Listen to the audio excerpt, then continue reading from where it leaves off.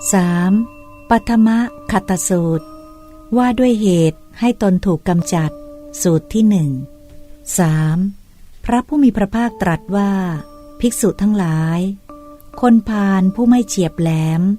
เป็นอสัตตบุรุษประกอบด้วยธรรม4ประการย่อมบริหารตนให้ถูกกำจัดถูกทำลายมีความเสียหายถูกผู้รู้ติเตียน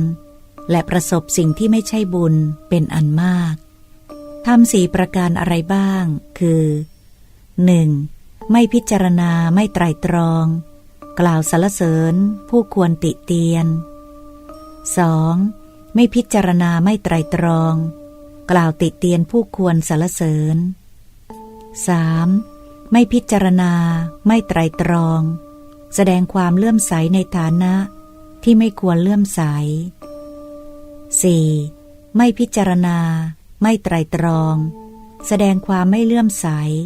ในฐานะที่ควรเลื่อมใสภิกษุทั้งหลาย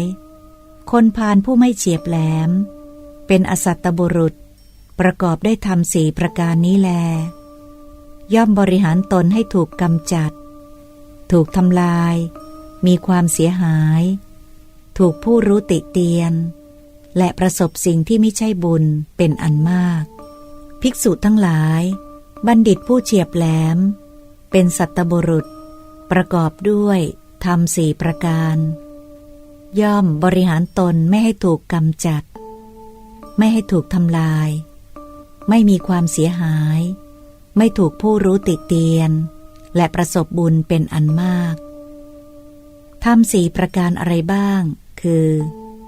1. พิจารณาไตร่ตรองแล้วกล่าวติเตียนผู้ควรติเตียน 2. พิจารณาไตร่ตรองแล้วกล่าวสรรเสริญผู้ควรสรรเสริญ 3. พิจารณาไตร่ตรองแล้วแสดงความไม่เลื่อมใสในฐานะไม่ควรเลื่อมใส 4. พิจารณาไตร่ตรองแล้วแสดงความเลื่อมใสในฐานะที่ควรเลื่อมใสภิกษุทั้งหลายบัณฑิตผู้เฉียบแหลมเป็นสัตตบุรุษประกอบด้วยธรรม4ประการนี้แลย่อมบริหารตนไม่ให้ถูกกำจัดไม่ให้ถูกทำลายไม่ถูกผู้รู้ติเตียนและประสบบุญเป็นอันมากผู้ใดกล่าวสรรเสริญผู้ควรติเตียนหรือกล่าวติเตียนผู้ควรสรรเสริญผู้นั้นชื่อว่าสั่งสมความผิดไว้ด้วยปากย่อมไม่ประสบความสุขเพราะความผิดนั้นการปราชัยด้วยทรัพย์ในการเล่นการพนันจนหมดตัวนี้เป็นความผิดเพียงเล็กน้อยแต่การที่บุคคลมีใจประทุษร้ายในบุคคลที่ดำเนินไปดีแล้วนี้เท่านั้นเป็นความผิดมากกว่าบุคคลผู้ตั้งวาจาและใจอันชั่วติเตียนพระอริยะย่อมเข้าถึงนรกสิ้น 136,000 นิรพุทธกัปกับอีก5อพุทธกัปปฐมขตสูตรที่3จบ